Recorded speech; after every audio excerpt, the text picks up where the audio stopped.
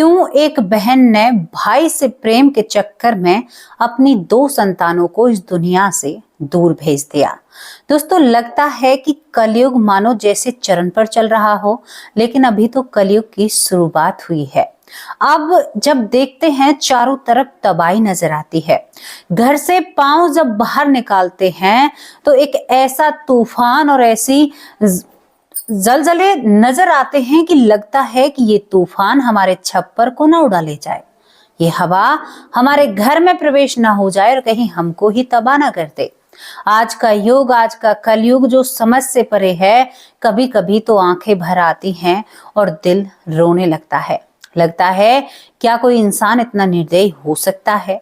दोस्तों, क्यों ऐसा हुआ? क्यों एक लड़की को अपने ही भाई से प्रेम हुआ?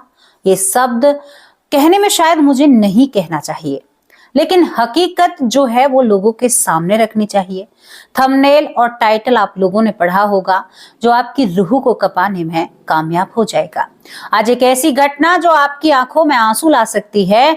पूछना चाहती हूँ इस समाज से, पूछना चाहती हूँ अपनी बहन बेटियों से, पूछना चाहती हूँ उन बेटियों से जो गुलछर्रे उड़ाती हैं, अभद्र कपड़े पहनती हैं, यूट्यूब या सोशल मीडिया साइट पर, सोशल जो ये नेटवर्क है इस पर जो अभद्र कपड़े पहनती हैं, उनसे कुछ वैसे लोगों की मानसिकता बदलती है। और जब वो आपको डांस करते हुए देखते हैं ना, आपको देख लिया, आपका कुछ नहीं बिगड़ा, आपने डांस किया, आप वहां से चले गए, वीडियो को आगे स्क्रॉल कर दिया, लेकिन वो आपको देखकर उसके मन के अंदर जो चीजें तीव्र गति से एकदम उत्पन्न होती हैं, वो किसी लाचार, बेबस, बेचारी, बहुत ही कहते हैं कि जिसका कोई हाथ नहीं होता, आपकी वजह से वो भिलसा है, यानी आपकी वजह से उसकी उत्सुकता बढ़ी है।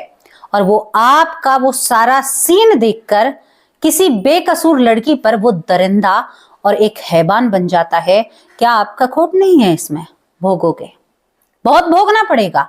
आज कुछ पैसों के लिए या कुछ चंद चीजों के लिए कपड़े थोड़े कर दिए, कपड़े जिस्म से उतार दिए। देखना यहां नहीं है, लेकिन वहां जवाब देना होगा। आप भी पाप के भागी हो और फिर उसी का सपोर्ट करने के लिए, अरे उसने गलत किया, लेकिन आपने क्या किया? आपने अपने वस्त्र उतारे।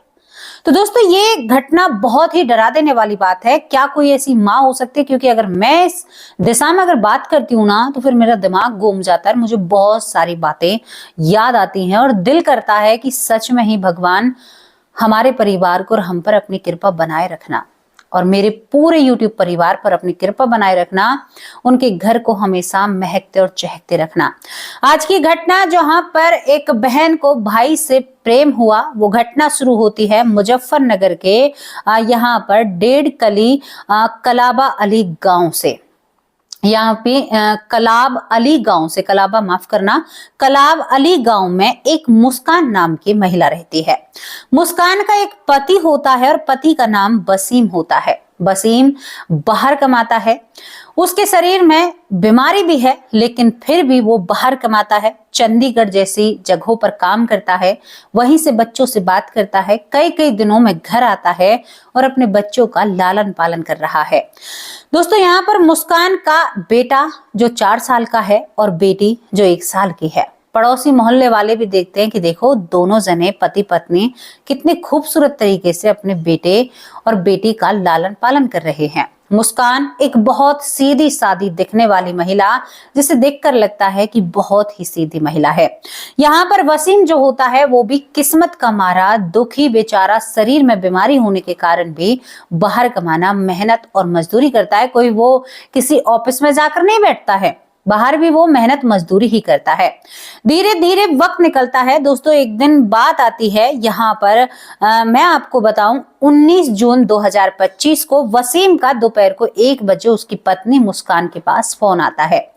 वसीम फोन करता है, बातचीत होती है, उसके बाद कहता है कि मेरे 2 नन्हे रत्नों यानी मेरे प्यारे बच्चों को मुझे दिखाओ। दोनों बहन भाई बेड पर ऐसे सो रहे थे कि मानो बहुत गहरी नींद में सो रहे हैं।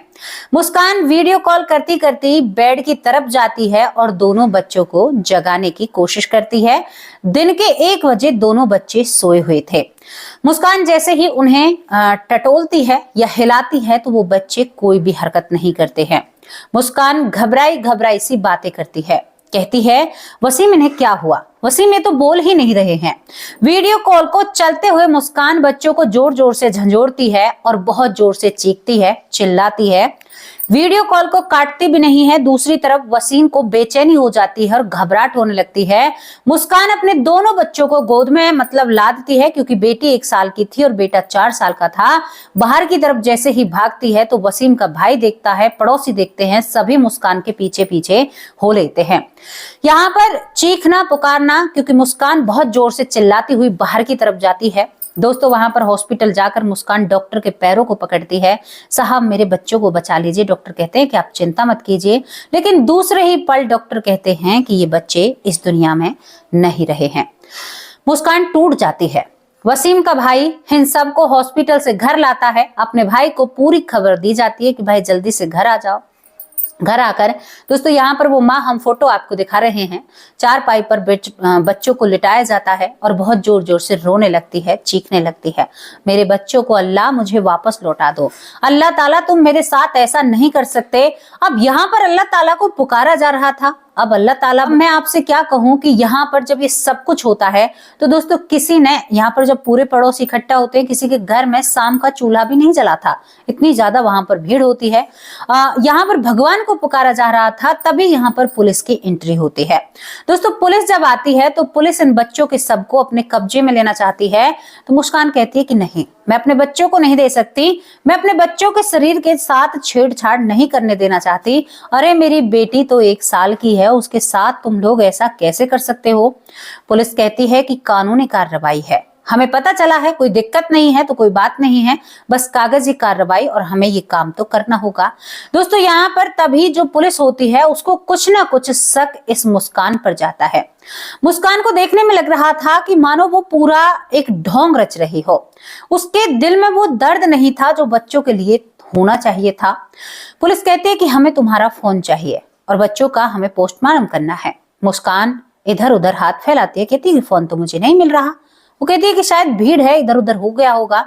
पुलिस कहती है कि कोई बात नहीं। तो यहाँ पर बहुत देर प्रयास करने के बाद जो वसीम का भाई होता है, वसीम का भाई कहता है कि हम एक शर्त पर अपने बच्चों को आपको सौंप सकते हैं, इनके पिता यानी फादर इनको आ जाना चाहिए, तब हम आपको बच्चे सौंप देंगे।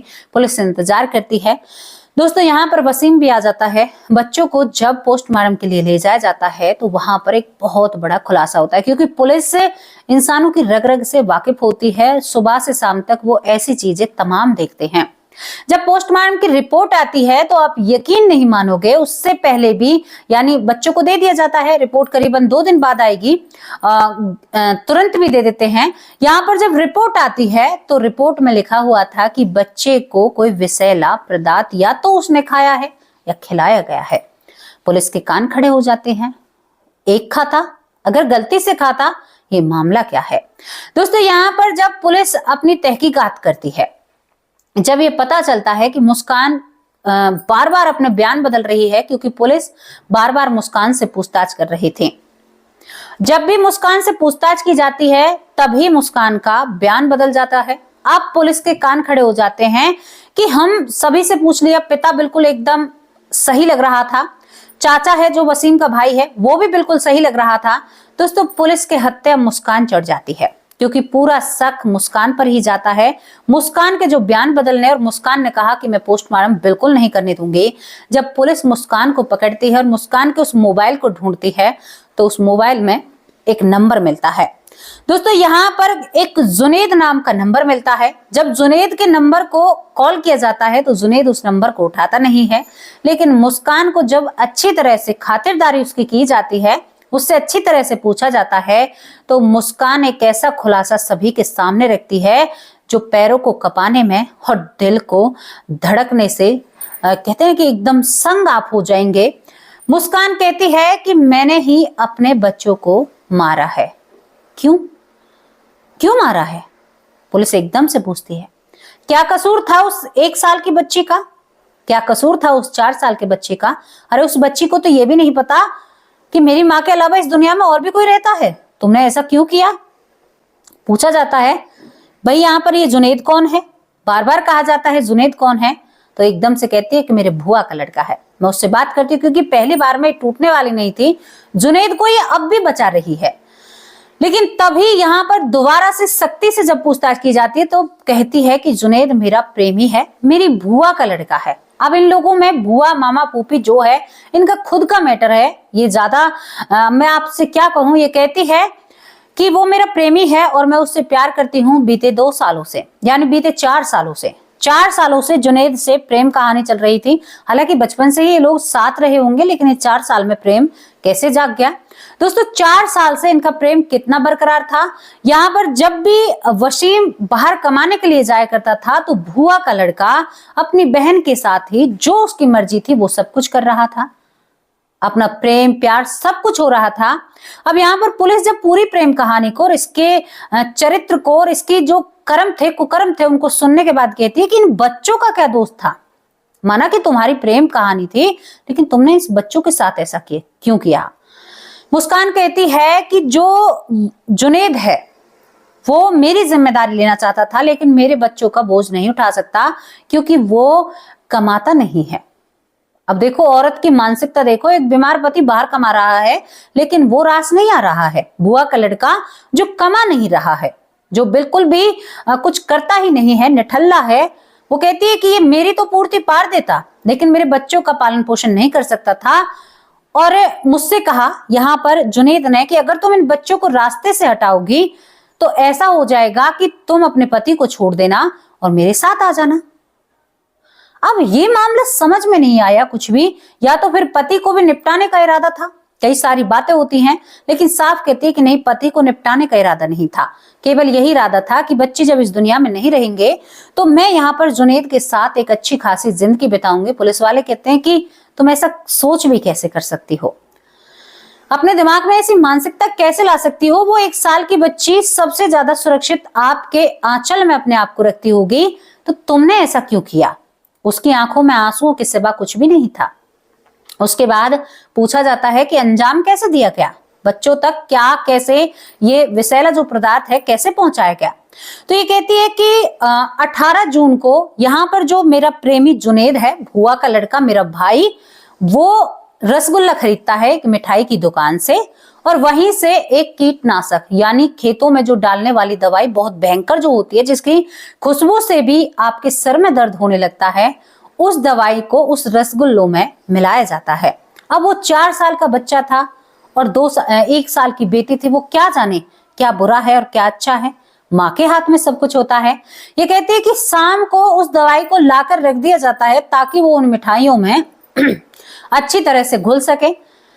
मुस्कान कहती है कि घुलने के बाद दोपहर को मैं अपने बच्चों को करीबन सुबह ही उस मिठाइयों को खिलाती हूँ। सुबह उठते हैं जब वो रसगुल्ला देती है, जिससे उसके बच्चे जिंदगी भर के लिए सो जाते हैं। और फिर मुझे पता था, मैंने 12 बजे अपने पति वसीम के पास फोन किया, तब मेरे पति ने फोन नहीं उठाया। उसके बाद मेरा पति फोन करता है। मैंने एक नाटक रचा, पत्नी को दिखाया कि भाई इसमें मेरा हाथ नहीं है, ये सब नेचुरल तरीके से है। लेकिन मेरी ये समझ में नहीं आया, या तो मुस्कान में शिक्षा की कमी है या वो पढ़ी लिखी नहीं है। उसे क्या ये ज्ञान नहीं है कि भाई एक विषैला पदार्थ अगर आप किसी को ग्रहण करा रहे हो तो कानून बहुत आगे है, तो आप बच कैसे सकते हो? और एक माँ के उन जहरीले रसगुल्लों को बच्चों को देने में हाथ नहीं कांपे। मैं आप लोगों से पूछना चाहती हूँ, क्या ये एक इतना प्रबल होता है कि दूसरों के नन्हे मुन्ने बच्चों, अपने बच्चों तक को नहीं देखता? पहले एक कहावत हुआ करती थी कि माँ डायन है तो घर वालों को ही खाएगी। भैया अब माँ जो डायन बनती है ना, वो पहले घर से शुरुआत करती है, बाहर से शुरुआत नहीं करती है। ये कितना बुरा वाक्य है।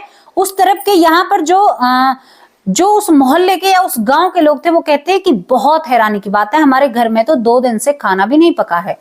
एक माँ कहते हैं कि पूत कपूत हो सकते हैं, माता कभी कुमाता नहीं हो सकती। लेकिन भैया ये सब बातें अब बिल्कुल बंद कर दीजिए। माँ कुमाता भी हो रही है और पूत कपूत भी पहले से ही थे, तो अब माँ के अंदर वो भाव नहीं रहा है। लेकिन एक बात का बहुत दुख और तकलीफ होती है, अब आप कहोगे कि कौन सी दुख तकलीफ मेरी प्यारी बहन, मैं आप लोगों को बताना चाहती हूँ। कुछ ऐसी महिलाओं की वजह से, जो अच्छी महिलाएं हैं, जो अपने बच्चों से बेइंतहा प्यार करती हैं, अपने बच्चों के लिए उन्होंने अपने करियर, फ्यूचर, अपनी जिंदगी को नहीं देखा, अपने जीवन को जीना छोड़ दिया, अपने जीवन के संघर्ष को जी जान से लगा दिया, जिसने अपनी गृहस्थी को पालने पोषने में शायद अपनी सुंदरता, अपने शरीर, अपने रंग रूप का भी ध्यान नहीं किया, उनकी बातों पर भी कोई ध्यान नहीं देता है। अब हम घूम फिरकर क्या कर रहे हैं? अपने पैरों पर कुल्हाड़ी मार रहे हैं। कितनी बड़ी बात है ये, और कितनी निर्दयी रही होगी मुस्कान। ये अभी की बात है 2025 की। दोस्तों, ऐसी माँ के बारे में क्या कहोगे आप? अपनी राय कमेंट बॉक्स में लिखकर जरूर भेजना। बहुत दुख भरी घटना है, बहुत ही दिल को दर्द और एक घुटन सी महसूस होती है ऐसे रिश्तों से। ऐसे रिश्ते से तो भगवान हमें बिना रिश्तों के रखे ना, तो ही हमारा जीवन बेहतर है। एक माँ से ये उम्मीद नहीं की जाती, लेकिन अब माँ से नहीं रही हैं। पहले ऐसी माओं से ज्यादा मासियां रिश्ता निभाया करती थी। ऐसी माओं से ज्यादा मामा रिश्ते निभाया करते थे।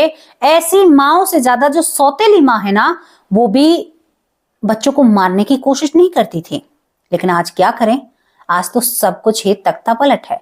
तो दोस्तों, यहाँ पर ये घटना आपको बहुत दुख भरी है, अच्छी तो बिल्कुल नहीं लगी होगी। इस पर अपनी राय कमेंट बॉक्स में लिखकर भेजना। अब आप लोगों से विदा लेती हूँ, शाम को हाजिर होंगे एक सच्ची अच्छी स्टोरी के साथ। तब तक के लिए नमस्कार, जय हिंद, जय भारत। और क्या कहोगे इस बहन का प्यार जो भाई के लिए उमड़ा था, जो बच्चों को भी नहीं देखा? ऐसी बहन पर लालते हैं। ऐसी बहन को तो इस दुनिया में, ऐसी माँ को इस दुनिया में होने का कोई भी अधिकार नहीं है। नमस्कार, जय हिंद, जय भारत।